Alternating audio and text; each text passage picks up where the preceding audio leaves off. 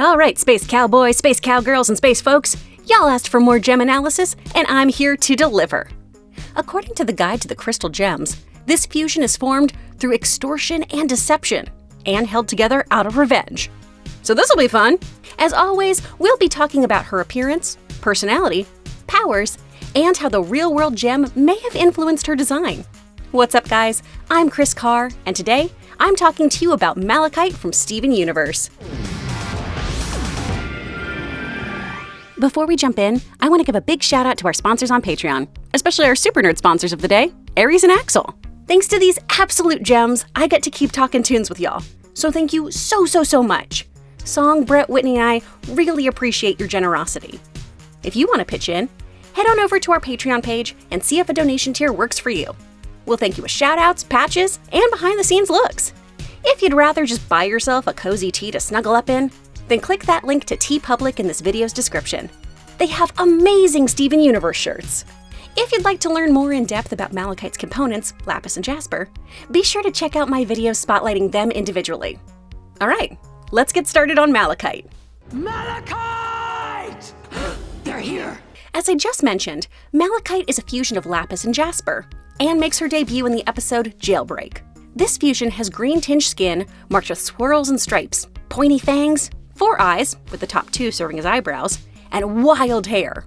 Her 2 torsos are brought together by 6 arms, 4 of which serve as legs. Let's discuss those eyes, though. Now, I'll have to keep reviewing the footage over and over again. I've got the time to do that.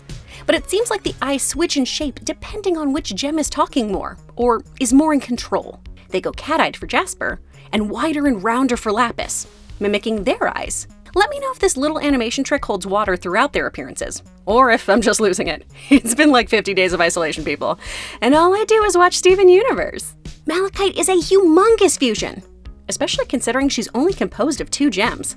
I think there's 2 reasons for this.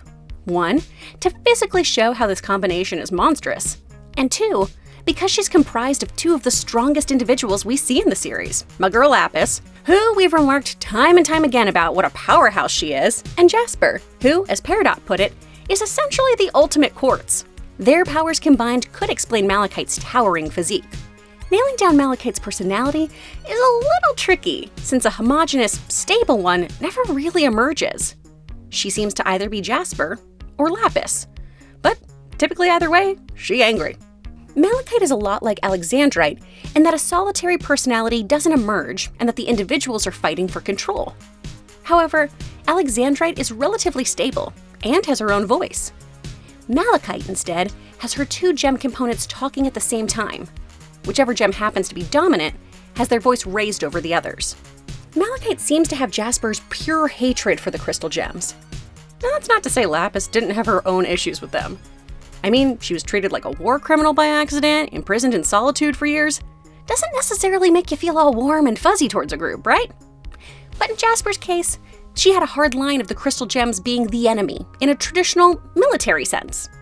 Lapis gains control over Jasper, again, an indication of her strength, and traps Malachite in the ocean. We learn later that keeping Malachite, and consequently Jasper, imprisoned in this fusion is incredibly mentally taxing.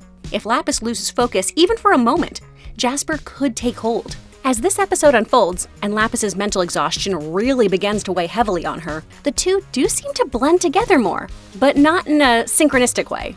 It's more reminiscent of Venom. We are Malachite. This loss of personal identity is much like what Pearl feared of Amethyst and Garnet fusing for too long as Sugalite. The fusion Malachite has been accepted by the fandom as a metaphor for a toxic, abusive relationship. And it's not exactly subtle. The creative team did not hold back when discussing the nuanced nature of how components of a toxic relationship can harm one another and grow to be codependent, becoming addicted to that feeling of being controlled, being dominated, or hurting each other. I've seen some posts about how this fusion can also represent BDSM relations. This theory comes in part due to Jasper groveling to form Malachite again, physically taking on a more submissive pose and pleading. Now, I ain't here to kink shame anyone. I really want to firmly disagree with this stance. Maybe you think there's some truth to it, and feel free to let me know in the comments how you can see it. But this perspective seems like a very 50 Shades of Grey take. BDSM relationships involve consent, control, and restraint. The relationship we're talking about was only focused on control and the consequent power struggle between these two gems. That's not healthy. That's not safe. And anyone who tries to convince you otherwise is incredibly uncool. And also, let me be clear, both parties are abusers in this situation. Yes, Jasper manipulated and coerced Lapis, but Lapis also freely admitted to enjoying harming Jasper in retaliation. This dynamic is an excellent example of reciprocal abuse. In many cases of domestic and intimate partner abuse, both parties engage in physically violent acts and/or mentally and emotionally damaging acts against each other. A fusion like theirs is unstable, bound together by anger and mistrust. If that bond snaps, their anger will take over and destroy. Forming Malachite was wrong of both Jasper and Lapis. And while Lapis works to improve herself and avoid these sorts of power dynamics, Jasper really struggles and sinks, moving from Lapis after she refuses her to forcing a corrupted gem to fuse with her. Jasper will continue to struggle with her views on power all the way through Steven Universe Future. And even though her story arc fizzles out in the end, in my opinion, she appears to be on a healthier path. Seeing this is powerful. Not only does it show a two-sided abuse dynamic that we rarely see in media, it also shows the process of change for both parties and how growth and recovery is totally possible. Okay, having talked about power struggle dynamics, let's move on to Malachite's literal powers. Now, as always, we can assume that Malachite has the standard issue abilities of a gem, like shapeshifting and further fusing. She definitely has enhanced durability and has a tremendous amount of brute strength. Thanks to Lapis, Malachite can manipulate nearby water and even turn it to ice, a skill that makes her an incredibly formidable opponent. Malachite can also summon Jasper's helmet and use it as either a weapon or as armor. She can headbutt opponents or shield herself from harm. Also, much like Jasper, she can do this sort of spin-dash-ball roll to attack her foes. In real life, Malachite is a green copper carbonate hydroxide mineral that forms within the earth in the oxidizing zone above copper deposits. The stone's name is derived from Greek, meaning mallow greenstone, due to its resemblance to the leaves of the mallow plant. And suddenly, Pokemon Sun and Moon makes so much more sense to me. I was today years old when I learned that that was a plant, so I'm feeling pretty smart. Malachite's most striking physical trait is its green color. All Malachite ranges from pastel green to bright green to a dark, almost black green, often seen swirled or swiped across it. This definitely is a direct influence on Malachite the Fusion's physical design. Malachite is often found as stalactites in caves. Now, I could be stretching here. I mean, I always do, right? But I like to think that the hanging stalactite structure influenced Malachite's fangs. And then that general tone and vibe you get thinking of these dark caves is that something monstrous could be lurking within. Malachite was extensively mined in the UK about 4,000 years ago as the mineral was mined and smelted to obtain copper ore. Archaeological evidence indicates that mining ceased around 600 BCE when other mining practices to obtain copper became much more convenient. Malachite ended up being used for decorative purposes, like in vases, or as a paint pigment. While this practice has been replaced with a synthetic form to make green paints, artists who follow historically accurate painting practices can still obtain and work with malachite pigment. In 17th century Spain, it was believed that malachite could help children sleep and keep evil spirits at bay. This clearly, starkly contrasts the malachite we know, as Lapis must be mentally awake and sharp at all times to control the beastly fusion. And this combination isn't a pleasant spirit at all. Ancient Egyptians associated the color green with death, and believed that the afterlife contained an eternal paradise known as the Field of Malachite, a place where the dead lived on, but without pain or suffering like they had in life. Again, pain and suffering seem to be the name of the game with our fusion.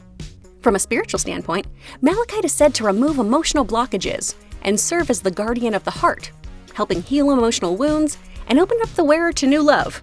Wow, that is so very not the case. As we've seen time and time again in this gem series, the character gem seems to be in opposition of their real-world counterparts from a superstitious, energy-healing place. However, the chemical components of this rock work great for our story. Real-life malachite becomes toxic in water and will release deadly fumes. According to the Steven Universe podcast, Rebecca Sugar wasn't aware of this fact when first planning the Lapis Jasper fusion. Talk about some fortuitous symbolism. Now, of course, these are just the things that stand out with me when I think of malachite. Question is, what do you guys think of this fusion? Hit me with your hot takes in the comments below, and definitely be sure to say which gem you'd like us to feature next. As always, you guys, I want to check in and see how you're doing. Let us know how you're staying safe and sane, and if you're having trouble with that sane part, let us know how we can help. Let us know the content you want us to be making right now to entertain you. Hit us up in the comments. Thanks. Once again, thanks to everyone on Patreon, especially our two new dudes, Aries and Axel, to TeePublic, and all of you amazing Steven Universe fans who tuned in. If you like what you heard, be sure to hit that subscribe button and the bell so we can keep the conversation going. For more videos, just click to the left. Thanks so much for watching, y'all. See you, Space Cowboy.